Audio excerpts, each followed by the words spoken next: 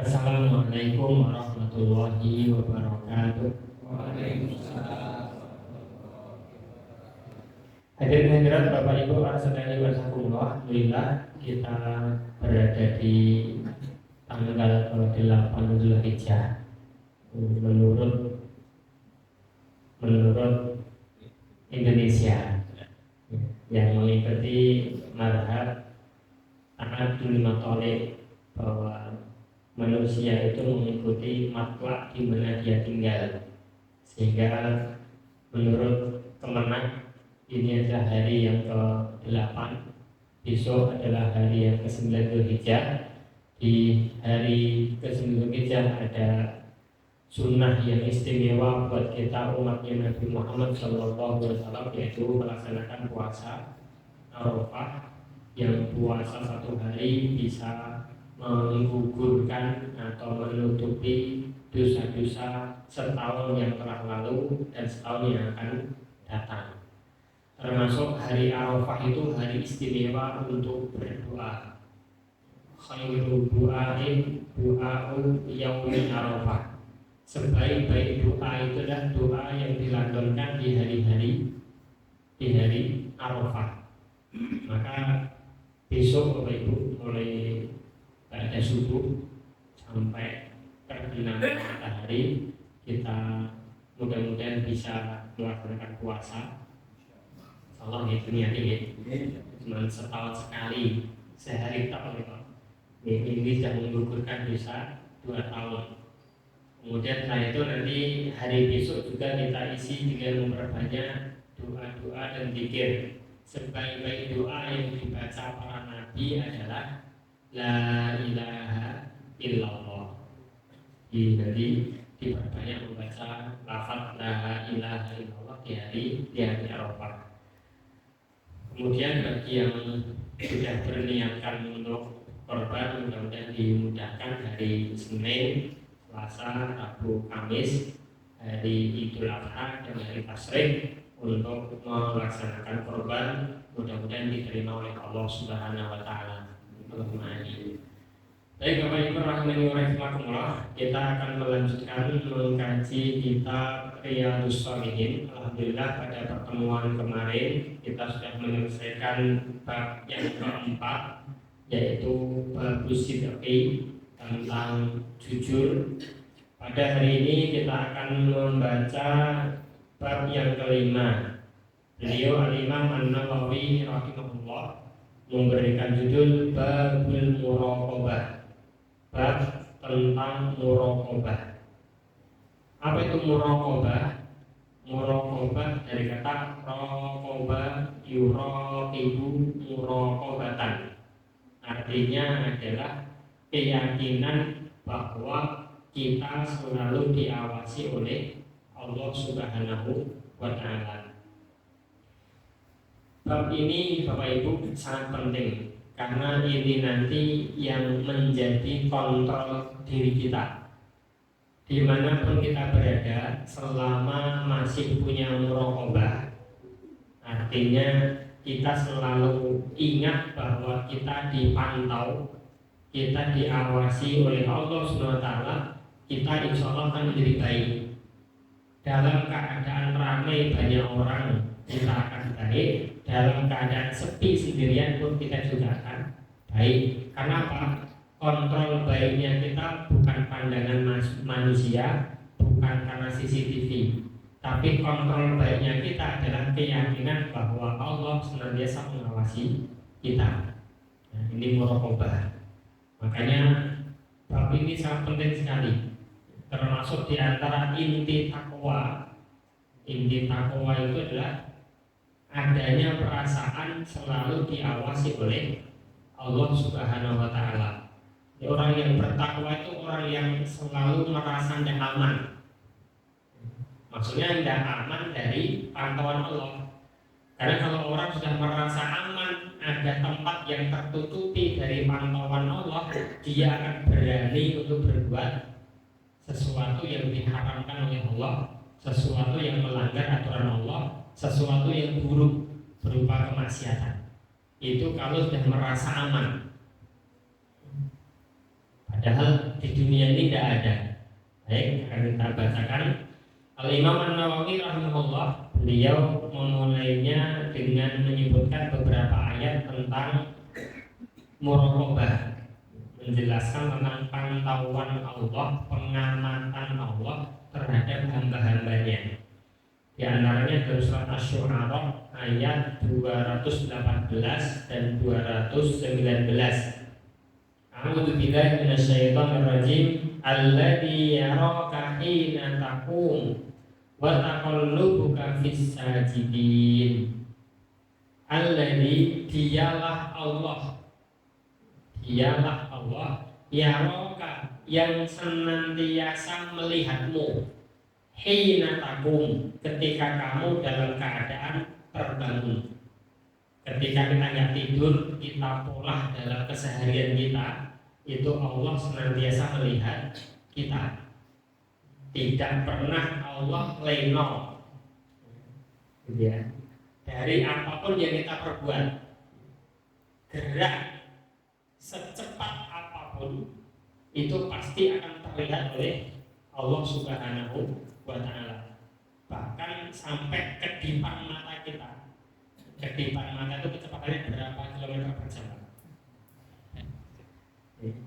Kedipan mata kita ini diukur kecepatannya luar biasa. Karena apa? Dia refleks. Ketika ada benda asing mendekat ke mata, itu belum nempel ke mata dan dia lanjut. Ya. Ada semut mau jatuh ke dalam mata, sebelum kejatuhan harus sekedar meskipun kolong-kolong tetap lagu kan gitu. Tapi kedipan mata ini luar biasa. Kedipan mata manusia yang sangat cepat itu aja Allah bisa melihat. Allah bisa melihat berapa kali kita berkedip dalam detik, itu Allah bisa menghitungnya. Inilah Allah SWT yang maha melihat. Wa taqallubuka fis sajidin. Dan Allah yang maha melihatmu ketika kamu berbolak-balik di dalam sujud. Ketika kita berbolak-balik dalam sujud kita, termasuk dalam hati kita, pas sujud itu kita ngomong apa, kita mikir apa, itu diketahui oleh Allah Subhanahu wa Ta'ala. Karena Allah tidak hanya melihat yang zahir, tetapi yang batin pun juga diketahui oleh Allah. Wa huwa alimun bidzatis sudur. Dan dialah Allah maha mengetahui apa yang ada di dalam hati-hati hambanya. Jadi pas sujud kok mikir opo itu Pak, itu Allah tahu.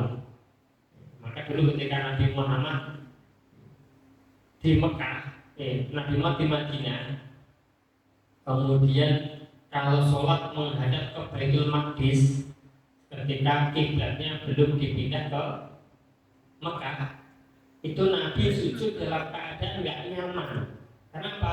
Nabi sujud ke arah Baitul Maqdis yang di atas, yang di utara. Nabi membelakangi Ka'bah yang di selatan. Paham ya?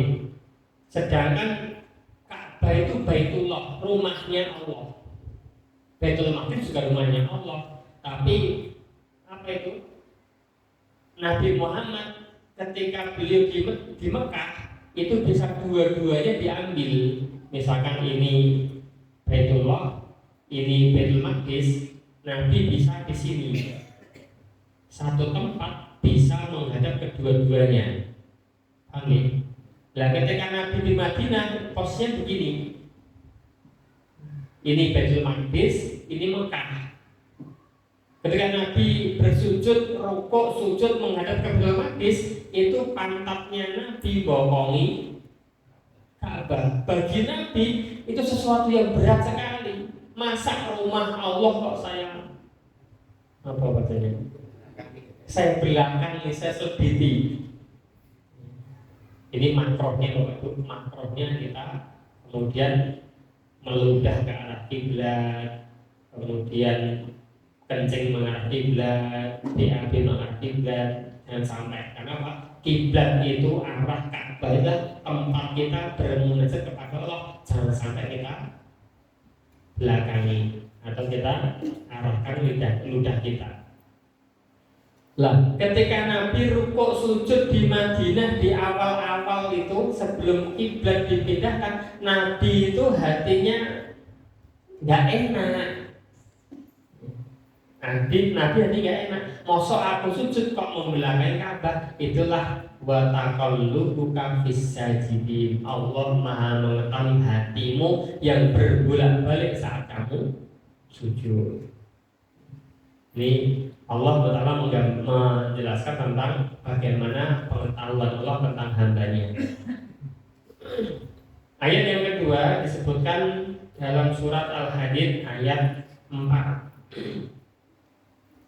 Allah Subhanahu wa taala berfirman, "Wa huwa ma'akum aina ma kuntum." Wa huwa, dan dialah Allah, ma'akum, selalu bersama-sama kamu. Aina ma kuntum, dimanapun kamu berada. Tadi Bapak Ibu, ayat ini harus ditakwil. Allah bersama kita dimanapun kita berada. Yang dimaksud Allah bersama kita itu tidak secara zat Allah bersama kita, tidak. Karena kalau kita artikan zat Allah mau bersama kita, nanti akan ada pikiran berarti Allah banyak. Karena apa? Manusia itu jumlahnya banyak. Allah manusia jumlahnya miliaran. Kalau Allah menyertai manusia berarti Allah jumlahnya miliaran. Nah, kan rusak juga pola pikirnya. Atau sebaliknya, kalau nanti Allah meyakini, Allah kita yakini zatnya bersama kita, nanti kalau kita berada di tempat-tempat yang najis, Allah pun juga kena najis. Kita kencing, Allah bersama kita di kamar mandi, kita BAB waliyadzubillah. Tentunya ini tidak sesuai dengan sifat Allah yang maha suci subhanahu wa ta'ala. Allah maha suci dan Allah maha tinggi. Maksudnya apa? Yang dimaksud Allah bersama kalian dimanapun kalian berada, itu adalah pantauan Allah, ilmuhu, pengetahuan Allah tentang hambanya itu tidak pernah terputus, tidak pernah tertutup. Dimanapun hamba pergi, disitulah Allah selalu melihat dia. Dan Allah Maha mengetahui seluruh hambanya. Meskipun jumlah makhluk ini miliaran makhluk, itu semuanya dalam pantauan Allah Subhanahu wa ta'ala. Untuk kaifiyahnya nggak perlu kita pikirkan piye carane ya. Nggak perlu kita pikirkan Pak. Tapi nek intro nyoba itu bisa. Intro nyoba. Misalkan bagaimana agar kita punya kambing 100 dingon neng sawah. Gimana caranya ngawasi kambing 100? Niku caranya menengit. Jenengan nek menengit kita kondur kambing 100 kita kabeh niku. Enek sing nyilih siji kita siji ning kono kae. Enek sing nyilih semak-semak kita kene sing semak. Kelihatan. Allah Maha Tinggi, Allah Maha Tahu atas segala hamba-hambanya. Itu nek intro niru. Tapi kan Allah nggak seperti itu, Pak. Bagi Allah sangat mudah untuk mengawasi hamba-hambanya. Terlebih Allah punya malaikat. Cukup saja suruh malaikat awasi dulu Pak. Rampung Pak. Allah nggak perlu repot-repot untuk kemudian perang ngurusi Abdul Ghafar. Jadi Allah bersama kita dimanapun kita berada. Sehingga dengan keyakinan ini Bapak Ibu, nggak ada tempat aman. Jangan pernah coba-coba merasa aman. Wah, misalnya pun mohon maaf, ya ini bareng-bareng koncone ning pos kamling nonton HPKB. Nah, ini kalau nonton film sing parang apik, rada dibis dewi. Iya. Nonton HP ini kita teman-teman nggak lihat. Tetapi Allah itu melihat kita apa yang kita lihat. Jadi jangan merasa aman. Di sini pakai apa-apa nih, rapor nonton film ini, Ya rumah sakit. Tidak ada. Bahkan kita sembunyi di tempat yang sangat gelap pun, bagi kita gelap itu nggak bisa melihat. Bagi kita tempat gelap itu kita nggak bisa melihat. Hatta idza akhraja yadahu lam yakad yaraha. Bahkan seandainya kita mengeluarkan tangan kita, kita pun nggak bisa lihat tangan kita sendiri. Sampai gelap gulitanya. Tapi bagi Allah bisa melihat sesuatu pun yang ada di kegelapan. Insya Allah ini yang dengan keyakinan ini nggak ada yang tempat aman. Makanya disebutkan seandainya ada semut hitam berada di pasir yang hitam di tempat yang gelap, awal diri lah ingat orangnya 14. Pasir itu kan butiran-butiran. Semut ini jadi saat pasir. Itu aja sudah jelimet. Seandainya perang pun golek semut naik pasir itu pun jelimet nopo oleh petang. Boten ketinggalan belas. Tapi bagi Allah itu kecil untuk menemukan semut di tempat yang gelap di pasir yang hitam. Ini bagaimana Allah Maha melihat kita semuanya. Kemudian dalam surat Ali Imran ayat yang ke-6 Allah juga berfirman, Innallaha la yakhfa 'alaihi syai'un fil ardi wala fis sama'. Innallah, sesungguhnya Allah itu la yakhfa 'alaihi, tidak tertutup baginya.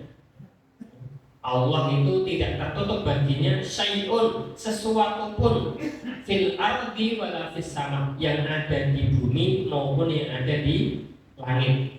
Tidak ada sesuatu yang tersembunyi, Pak. Semuanya bagi Allah tahu. Kenapa? Allah yang menciptakan. Kalau kita pengen etok-etoknya menganalogika, kok Allah bisa tahu apa saja itu piye ya? Logikanya begini Pak, logikanya orang yang membuat itu yang paling tahu tentang apa yang dibuat. Iya betul.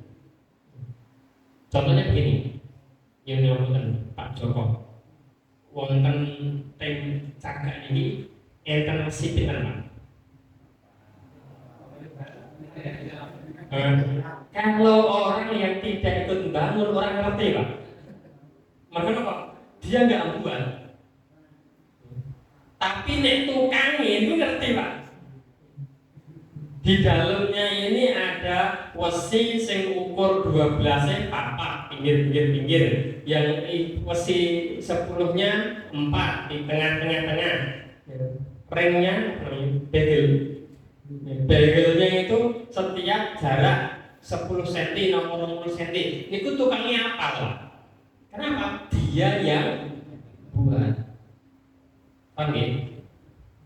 Sehingga kalau kita yakin bahwa orang yang buat itu dia yang paling tahu tentang apa yang dibuat, lah seluruh alam ini sendamel senang Allah. Kalau kita yakin bahwa alam semesta yang buat Allah, berarti mesti Allah mengerti seluk belum Abdul Ghafar itu bobotnya pinter. Ini mengerti Allah, umurnya pinter, dosanya piro, pahalanya piro, semen lebu surga pun neraka. Ini kabeh pun ngerti rahasiane. Kados jenengan ngerti rahasiane anake jenengan Pak. Sing gawe jenengan masalahnya. Apa tapi seorang-orang yang namanya orang tua itu ngerti rahasianya bocah diri Pak. Paham ya? Makanya nggak bisa dibantah bahwa Allah Maha mengetahui segala makhluknya, nggak bisa dibantah. Kenapa? Wa huwa khalaqaha. Dialah Allah yang menciptakannya. Masa orang yang menciptakan mau bantah? Misalkan dengan debat kalau Pak Tukang sendiri, masjidnya ukurnya 6x6, orang masjidnya ukurnya 7x7, orang yang kayak langsung bangun nggak? Sing ngukur ya aku. Niku begitu. Enggak, kita nggak bisa membantah orang yang menciptakan, dia yang paling tahu apa yang diciptakan, dan itulah Allah Subhanahu wa Ta'ala. Dialah yang menciptakan pertama kali sehingga Allah mengetahui apa yang diciptakan. Oke.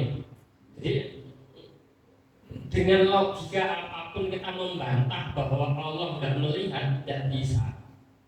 Akan terbantahkan dengan ayat itu, wa huwa khalaqaha. Dialah Allah. Makanya mohon maaf, di dalam banyak ayat itu Pak, Allah selalu menyebutkan Allah yang menciptakan. Wa sakhkhara asy-syamsa wal qamar wa sakhkhara al-laila wan nahar wa huwa khalaqakum, dan seterusnya. Untuk apa? Untuk memberitahukan kepada manusia kowe iki ora usah mbantah apa-apa marang Gusti Allah, mergo Allah kuwi sing nyiptakne. Anak kok bantah wong tuwa ya kuat. Wong sing ngerti rahasiane napa-napa nggih wong tuwane. Jadi di antara kita harus meyakini bahwa Allah Maha melihat apa yang kita lakukan.